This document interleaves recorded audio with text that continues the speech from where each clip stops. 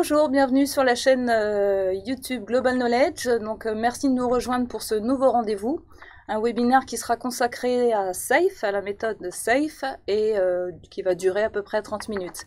Mais avant de laisser la parole à l'expert Laurent Renard, je voudrais juste vous rappeler que vous allez pouvoir poser vos questions par SMS au 07 81 62 29 87. Ce numéro s'affichera aussi à l'écran. Ou vous pouvez utiliser le hashtag WebinarGK si vous avez un compte Twitter, mais également bien sûr chatter sur votre compte YouTube. Voilà, et on vous répondra à ces questions, on va essayer en tout cas à la fin du webinaire. Très bien, je te laisse la parole Laurent, bonjour. Merci Corinne, bonjour. Donc l'objet c'est SAFe, donc on va expliquer ce qu'est SAFe, pourquoi utiliser SAFe, quand l'utiliser et surtout comment l'utiliser. Alors, SAFe, c'est un framework agile qui permet aux entreprises de devenir agiles, lean, et ça agit, c'est du scaled agile, c'est-à-dire que ça agit au niveau de l'équipe, au niveau du programme, au niveau des grosses solutions, au niveau du portefeuille et sur l'intégralité de l'entreprise. Aujourd'hui, toutes les sociétés, quel que soit leur domaine d'activité, ont intérêt d'être plus lean, agile, parce que elles ont toutes besoin de mener une transformation digitale en vue d'adapter leurs produits ou leurs services aux nouvelles possibilités fournies par l'apparition d'Internet et tous les services web digitaux. Donc ça ne concerne pas que les IT companies, Internet Information Technology, mais tous les types de business sont concernés par cette approche. Donc pour devenir une lean enterprise, c'est-à-dire une entreprise plus lean, plus agile, et il y a différentes manières de faire cela, et notamment SAFe se propose d'aider les entreprises à faire ça en commençant par la base, c'est-à-dire gérer des projets agiles, et ensuite en poussant ça au niveau du programme, du portefeuille et de l'intégralité de l'entreprise. Alors voici le modèle SAFe qui peut faire un petit peu peur parce qu'il est un petit peu touffu, mais on voit qu'il y a 4 strates. Alors si on commence par la strate du bas, on voit le niveau projet, la strate juste au-dessus c'est le niveau programme, la troisième strate en partant du bas c'est le niveau large solution, donc grosse solution, et la quatrième c'est portfolio. Donc SAFe implique d'être appliqué. C'est toute l'entreprise qu'on voit, c'est ça? Voilà, là c'est toute l'entreprise. Donc les deux niveaux minimums où on peut commencer à appliquer SAFe, c'est au niveau du projet et du programme, donc les deux premiers niveaux du bas. Ça c'est le point d'entrée. Et puis après, on peut progressivement monter sur les niveaux 3 et les niveaux 4. Aujourd'hui, il n'y a pas... toutes les entreprises qui utilisent SAFe n'utilisent pas les 4 niveaux. Certaines sont les deux premiers, certaines 3, certaines 4. Et on voit que ce niveau est assez touffu. Ce framework est assez touffu, mais on va rentrer progressivement dedans pour montrer que tout a une utilité et on peut surtout le déployer progressivement, donc il n'y a pas d'obligation et surtout de ne prendre tout intégralement en frontal. Alors, qui est derrière SAFe, c'est un monsieur qui s'appelle Ding Leffingwell, qui a conçu SAFe il y a une petite dizaine d'années, qui le fait vivre et le fait évoluer régulièrement. On est en version 4.6 et c'est quelqu'un qui vient du monde agile et qui, le premier, a eu une vision globale de l'agilité pour l'intégralité de l'entreprise. Alors que Scrum, qui est repris par SAFe et qui est utilisé et connu par tout le monde, se concentre essentiellement sur l'agilité au sein d'un projet. Et ils ont développé un Scrum Nexus qui gère l'agilité au sein de plusieurs équipes. Mais à ce jour, le seul qui propose une démarche sur l'ensemble de l'entreprise pour être agile, c'est SAFe. Alors, SAFe, bien appliqué, peut permettre d'atteindre ces chiffres-là. J'insiste bien sur peut permettre, c'est pas une garantie, mais de 10 à 50% des employés plus motivés de 10 à 50%, un time to market, c'est-à-dire le temps pour mettre sur le marché une innovation, ce qui est très important dans les digitalisations et les nouveaux services, de 30 à 75% plus rapide, une réduction des défauts de 25 à 75%, et un accroissement dans la productivité de 20 à 50%. Donc, ça ne veut pas dire, si vous appliquez SAFe, que vous aurez systématiquement cela, mais SAFe bien appliqué peut permettre d'avoir ces résultats dans ces 4 dimensions, qui sont des dimensions qui intéressent potentiellement tous les gens qui interviennent dans le monde professionnel. SAFe touche beaucoup d'entreprises, pas que des entreprises IT, on en l'a déjà dit. Et donc, nous avons ici un certain nombre d'exemples, mais vous pouvez aussi sur le site scaleagile.com, l'onglet Case Study, retrouver toutes ces entreprises avec des case studies expliqués en anglais, assez précis. Donc, on regarde un certain nombre de sociétés qu'on connaît, tous, notamment des sociétés françaises, Air France, KLM, je veux dire Pôle emploi, mais vous retrouvez tout un tas d'autres entreprises dans tous les secteurs d'activité, avec à chaque fois un case study, ce qui permet à chacun de pouvoir avoir un exemple de société dans son domaine d'activité qui a réussi à obtenir des résultats significatifs en utilisant SAFe. Alors, on va regarder les 5 compétences clés de la Lean Enterprise qui sont définies par SAFe, et donc derrière chacun de ces 5 points, on va expliquer un certain nombre de slides. Donc ça, c'est un peu la structure du reste de la présentation. Alors les compétences clés, quand tu dis compétences clés, c'est pour chaque individu, c'est pour... Au niveau de l'entreprise, c'est-à-dire les compétences clés que l'entreprise doit développer pour pouvoir être agile dans son intégralité. Donc Lean Agile Leadership, on va expliquer ce que c'est, un leadership agile et lean. Team et Technical Agility, c'est-à-dire que l'équipe doit être agile, mais agile dans ses relations, mais aussi agile dans son accroissement de compétences techniques. On va parler de DevOps et de la capacité de déployer à la demande, c'est de manière, je vais continue. On va parler des solutions business et des Lean System Engineering, c'est-à-dire faire en sorte de faire des value streams qui soient lean, c'est-à-dire qui soient optimisés, qui soient fluides. Et on va parler aussi de la manière de gérer les portefeuilles, les portfolios. Et on verra que la manière de gérer des portefeuilles est totalement différente de la manière de gérer des projets, notamment au point de vue de l'approche du financement, ce qui intéresse les directeurs financiers et les investisseurs et les directions des grandes entreprises. Alors, le premier point, Lean Agile Leadership, The Basis for Success, ça veut dire qu'il faut que la direction, le management, montre l'exemple, exemplify the core value, c'est-à-dire elle a l'obligation de montrer l'exemple dans ses comportements par rapport aux attentes qu'ils vont avoir de tous les employés de l'entreprise. Ils doivent avoir un Lean Agile Mindset, c'est-à-dire un état d'esprit agile, et ils doivent embrasser cela, c'est-à-dire ne pas résister et au contraire être promoteur et servir d'exemple dans cet état d'esprit agile. Donc une direction qui veut transformer une société pour être plus agile ou plus lean doit d'abord avoir compris, être convaincu et au quotidien montrer l'exemple. De toute façon, c'est la règle du changement. Hein. C'est la règle du changement, mais c'est bien de leur dire. Alors, appliquer les principes SAFe que l'on va détailler après, et puis diriger, c'est-à-dire entraîner la transformation, être le moteur de cette transformation. Donc l'exemple et je dirais l'énergie et l'action vient du haut. Alors les core values, les valeurs clés de SAFe, c'est building quality, c'est-à-dire faire de la qualité systématiquement. La qualité n'est pas une option. La qualité fait partie intrinsèque de ce qu'on fait. Et faire de la qualité du premier coup. Ça coûte toujours plus cher de faire de la qualité au bout du 2e ou 3e coup, au niveau financier, mais aussi au niveau, surtout, image de marque. La transparence, tout le monde dans l'entreprise doit savoir ce que l'on fait, quelle est la valeur que l'on produit, et on doit tous avoir la même compréhension de la finalité et de la manière dont on réalise les choses. L'alignement, l'IT et les moyens techniques doivent être alignés sur la finalité de l'entreprise. L'IT n'est qu'un outil pour que l'entreprise fasse son métier. Que vous fassiez de la moquette, des lampes ou que vous vendiez des matières premières, l'informatique, l'IT, la digitalisation au sens large peut vous servir, mais on est d'accord qu'à part des sociétés dont le business est l'IT, Google, Amazon, et ainsi de suite, mais toutes les autres sociétés, l'IT est au service de l'entreprise pour faire son métier de base. Et ensuite, avoir une certaine agilité dans l'exécution d'un programme, c'est-à-dire être capable de définir des concepts, des produits ou des services qui ont de la valeur, mais être capable de réaliser, de délivrer d'une manière efficace ces produits et ces services. Alors, l'état d'esprit agile est illustré par 2 points. Les 4 valeurs du Agile Manifesto. Donc le Agile Manifesto produit en 2001, hein, c'est la base du concept agile. Dès qu'on parle d'agile dans le monde du business, eh bien la seule référence, c'est le Agile Manifesto qui a été fait par 17 personnes. 4 valeurs que l'on va expliquer et 12 principes qu'on n'a pas fait figurer là, mais que vous pouvez retrouver sur agilemanifesto.org.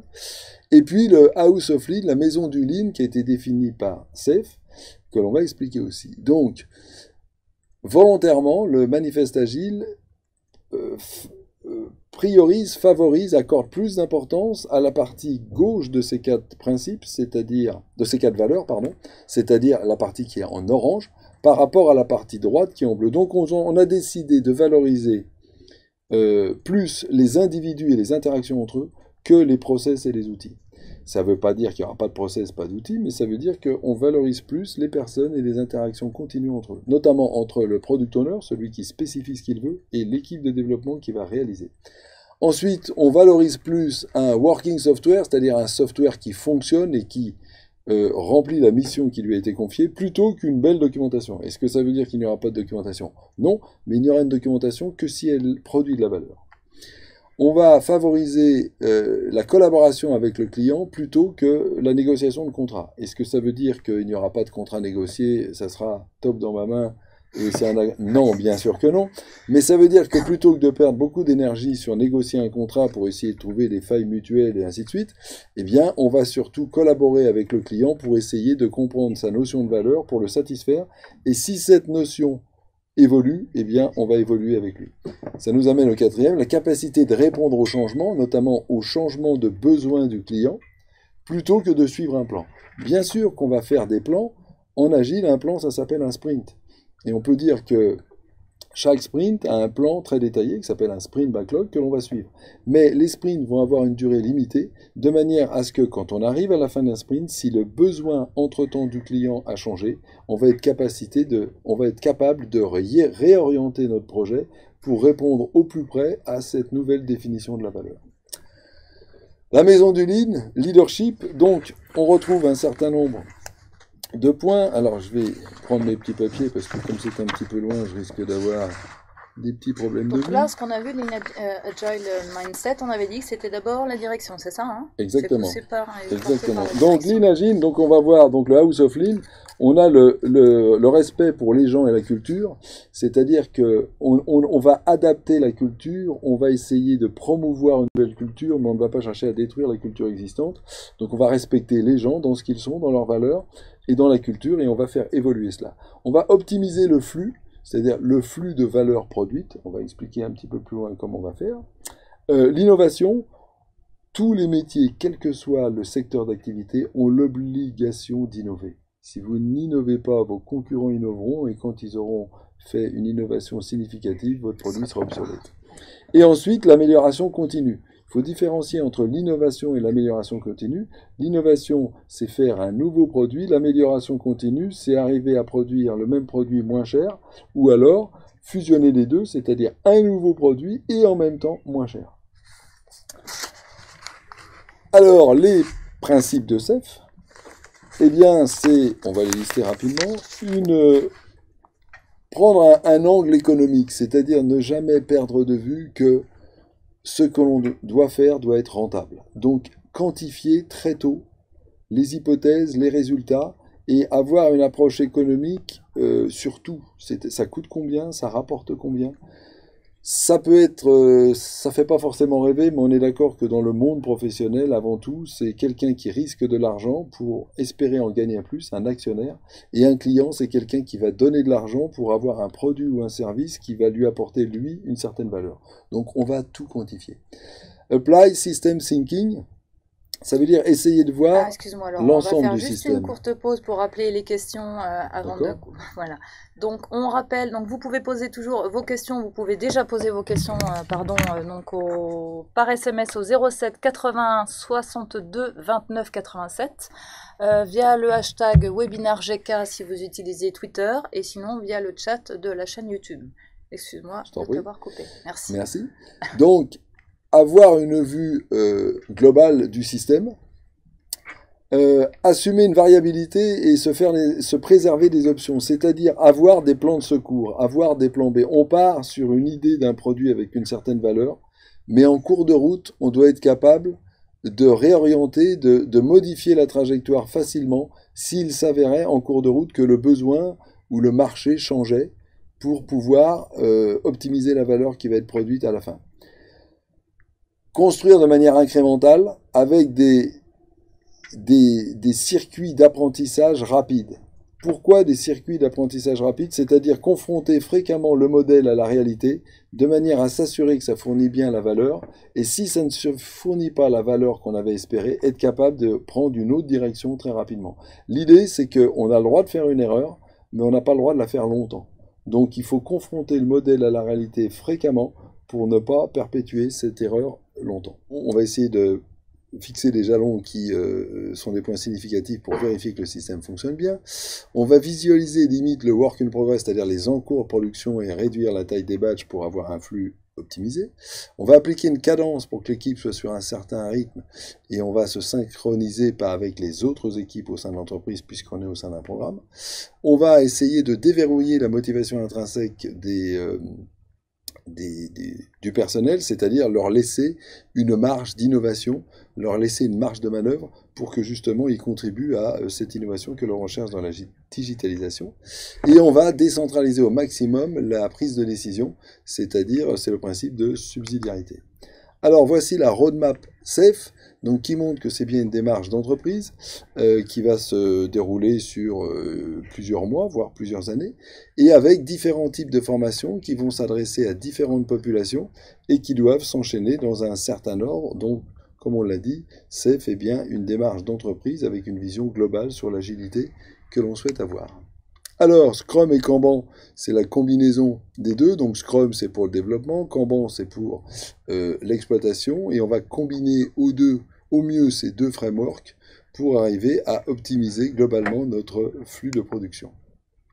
Building Quality, on en a parlé, c'est-à-dire qu'on va essayer de faire de la qualité systématiquement, et en utilisant deux concepts qu'on va redétailler derrière, le BDD, Behavior Driven Development, c'est-à-dire comprendre les comportements des utilisateurs et la valeur qu'ils attendent de ces fonctionnalités, et on va coder ça sous forme de Test Driven Development, que l'on va passer en automatique sur nos user stories, pour faire en sorte que ça respecte les besoins du client.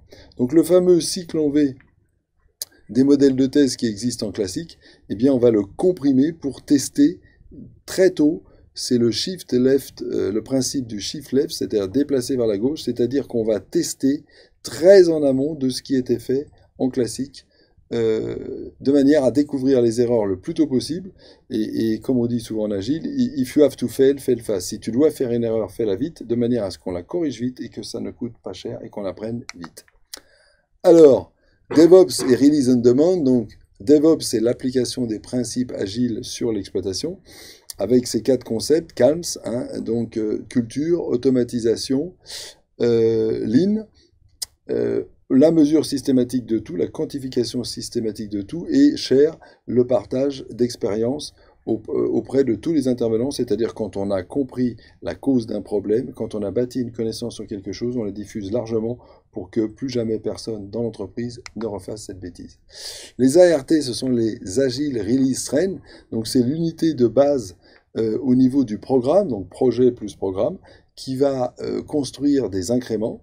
Et donc les ART ont une taille donc c'est entre 5 et 12 équipes, et donc ont une taille entre 60 et 120 personnes. Donc on voit qu'on est à un autre niveau, dans une autre dimension que celle d'Agile, où une équipe Agile, vous êtes entre 3 et 9 personnes par équipe. Donc là, on parle de quel profil métier? Ça peut être aussi transverse? Alors c'est exactement, c'est cross-functional, c'est transverse, c'est-à-dire tous les gens qui sont dans les ART ont un profil soit de technicien qui est à même de travailler sur un incrément qui va produire de la valeur, donc codeur, testeur, déployeur, ainsi de suite, mais c'est aussi des gens qui vont être capables de spécifier, donc on a la partie product owner, des gens qui sont capables d'aider, c'est-à-dire les scrum masters à respecter, je dirais, le framework, et puis des gens qui vont exploiter, puisqu'on a vu que SAFe introduisait DevOps, et donc il va aussi y avoir dans les ART le personnel d'exploitation qui va faire vivre le service une fois qu'il aura été développé. Une des grosses tâches, évidemment, ça va être de synchroniser toutes ces équipes qui travaillent ensemble au sein d'un programme, et tout ça va se faire lors du Programme Increment Planning, qui est un événement où on va réunir dans une même pièce. Alors des fois ça peut être en utilisant des Skype, ou si certaines équipes sont à distance, mais si on peut, on va la réunir dans la même pièce, et on va, lors d'une session qui dure 2 jours, on va planifier ce que l'on va faire lors du prochain du prochain événement, du prochain sprint.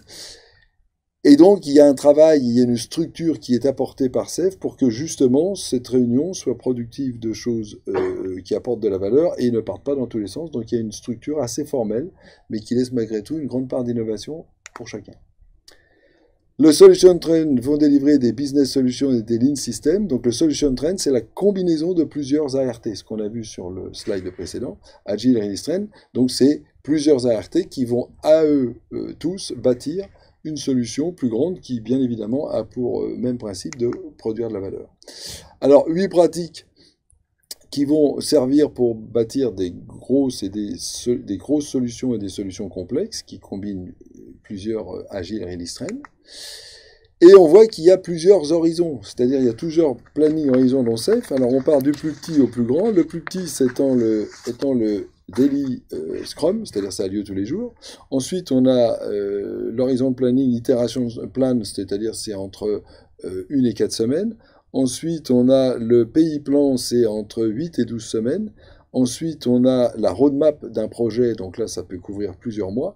Et ensuite, on a la solution globale au niveau de la société. Donc, on voit qu'une roadmap en bas à droite, ça combine plusieurs pays planning et que la solution de roadmap intègre l'ensemble de tout ça. Donc, on va avoir différents horizons pour différentes personnes. Et l'idée de SAFE, ça va être de coordonner tous ces événements, tous ces horizons pour aller dans une direction maîtrisée et produire et optimiser une valeur pour un client. Tu parlais tout à l'heure, privilégier les individus plutôt que les méthodes, mais là, s'il n'y a pas de méthode, ça me paraît... Là, il y a quand même c'est un framework, c'est-à-dire c'est un petit peu moins contraignant qu'une méthode, mais il y a quand même quelques règles, mais l'idée, c'est de faire en sorte que ces règles puissent, dans une certaine mesure, être adaptables pour privilégier la souplesse, l'adaptation, puisqu'on est dans le monde de l'innovation, et dans le monde de l'innovation, l'intérêt, c'est surtout de s'adapter aux évolutions qui surviennent. Donc on va gérer un Lean Portfolio Management pour être aligné sur les besoins évolutifs de la société. Et on ne va plus financer des projets, mais on va financer des value streams, c'est-à-dire des flux de valeur qui sont constamment alignés ou réalignés avec la stratégie de l'entreprise. Donc on va ne plus analyser la rentabilité figée d'un projet, mais on va analyser la rentabilité d'un flux, c'est-à-dire qu'on va comparer la somme dynamique des investissements que l'on fait dans un flux avec la somme dynamique des gains, des bénéfices qui sont générés par ce flux. Et on va faire en sorte que, évidemment, après une première phase d'investissement, mais que les flux de bénéfices restent toujours supérieurs ou égaux au flux d'investissement. C'est une approche complètement nouvelle et qui peut parfois un peu déstabiliser les financiers classiques, mais qui est tout à fait nécessaire. Et en tout cas, c'est sur ce mode de financement que reposent tous les web business models innovants. Les GAFAM fonctionnent sur cette approche qui, je le répète encore, est une vision très différente de la finance classique. Une gouvernance pour avoir des règles générique de gouvernance, donc pour faire des prévisions et budgéter d'une manière dynamique, c'est-à-dire évolutive, fluide, pour mesurer malgré tout la performance des portefeuilles et pour s'assurer en continu qu'on est compliant, c'est-à-dire que l'on respecte les grandes lignes des obligations que nous ont assignées le conseil d'administration qui sont les représentants des investisseurs au sein d'une entité. Le but, c'est de former tout le monde, tous les acteurs qui vont être partie prenante de cette transformation digitale agile dans une entreprise doivent être formés, on l'a vu sur la roadmap, et l'idée c'est de lancer autant de trains, c'est-à-dire de agile release trains, c'est-à-dire de programmes incréments qui sont nécessaires pour réaliser cette mission de transformation digitale agile d'une entreprise. Donc ça veut dire qu'il y a une formation par profil, par population. Sur le catalogue SAFE, vous avez 7-8 types de formations qui s'adressent à des profils très différents et qui doivent être délivrés dans un ordre très différent avec une structure très identifiée et qui doit bien évidemment être respectée. Ok. Merci Laurent. Je t'en prie. On va regarder s'il y a des questions. Merci d'avoir suivi. Donc n'hésitez pas à poser vos questions. Toujours, je rappelle encore une fois, SMS 07 81 62 29 87, hashtag webinaire GK via Twitter et puis la chaîne YouTube. Alors, bonjour Laurent, quels sont les jalons SAFE pour vérifier que la méthode mise en place fonctionne bien dans le cadre d'une phase en amont en projet, pendant la phase de delivery et la phase d'exploitation? Alors, c'est une bonne question. On va mettre des KPI, des Key Performance Indicators, suffisamment pour comprendre ce qui se passe, mais sans en mettre trop pour se concentrer sur l'essentiel. Donc on va avoir différents types d'indicateurs, différents jalons qui vont nous permettre. Donc il y a, pour faire simple, il y a trois grandes étapes. Il y a quelque chose de bien spécifié, quelque chose de bien... Quatre grandes étapes. Bien spécifié, bien développé, bien déployé, bien exploité. Si sur ces quatre jalons, sur ces quatre étapes, si vous en avez un qui est mal réalisé, au bout, la valeur ne sera pas délivrée. Donc si vous spécifiez quelque chose qui ne produit pas de valeur, même si c'est bien développé, bien déployé, bien exploité, ça ne servira à rien. Même chose, si c'est bien spécifié, ça crée de la valeur, mais c'est mal développé, il n'y a plus de valeur. Si c'est bien spécifié, bien développé, mais mal déployé, ça fait plus de valeur.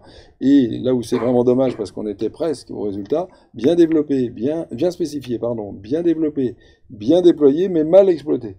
Donc en fait, la valeur ne vient que si les quatre maillons sont bons. Je répète une dernière fois, bien spécifié, bien développé, bien déployé, bien exploité. Donc des indicateurs permettant de vérifier ces quatre étapes. Ok. Est-ce qu'on a d'autres questions? Pour se former à Safe. Ah ben oui, pour se former à Safe et le mettre en œuvre, est-ce qu'il faut déjà bien connaître Lean et DevOps? Parce qu'on a vu que ça, c'était partie intégrante. Alors, si vous connaissez déjà Lean et DevOps, c'est plutôt bien et c'est plutôt mieux, mais dans toutes les formations Safe, tout est prévu et quel que soit votre niveau d'entrée, il y a des formations Safe qui seront à même de vous introduire à la notion de Lean et de DevOps et de vous former au niveau de performance, de connaissances suffisantes pour être à même de réaliser tout ce qu'on a déployé. Donc, si vous avez une connaissance, c'est mieux. Si vous n'en avez pas, pas de problème, tout est prévu dans les cours Safe. Ok. Donc, Safe est-il adapté à une taille d'entreprise en particulier? Alors, il n'y a pas de limite vers le haut. Et il y a des exemples dans les GAFAM qui sont Safe. Il n'y a aucune limite vers le haut. Je dirais qu'il y a plutôt peut-être une limite vers le bas, c'est-à-dire que ça se joue au niveau d'un projet et d'un programme. Donc ça veut dire qu'on est entre 6 et 12 équipes agiles. Une équipe agile étant entre 3 et 9 personnes, si on ne compte pas le Product Owner et le Scrum Master, je dirais que la limite, elle n'existe pas vers le haut, mais elle existe vers le bas, c'est-à-dire que Safe n'a de sens que si vous avez, allez, on va peut-être pas citer le chiffre, mais plusieurs équipes agiles. Allez, entre 3 et 5 minimum. En dessous de 4 ou 5, Safe n'a pas d'autre sens, c'est pas que ça va détruire de la valeur, mais vous allez avoir une lourdeur qui va vous handicaper. Il y a d'autres modèles, Scrum ou ainsi de suite, qui vont vous permettre de gérer ça. Donc je dirais au minimum entre 3 et 5 équipes agiles.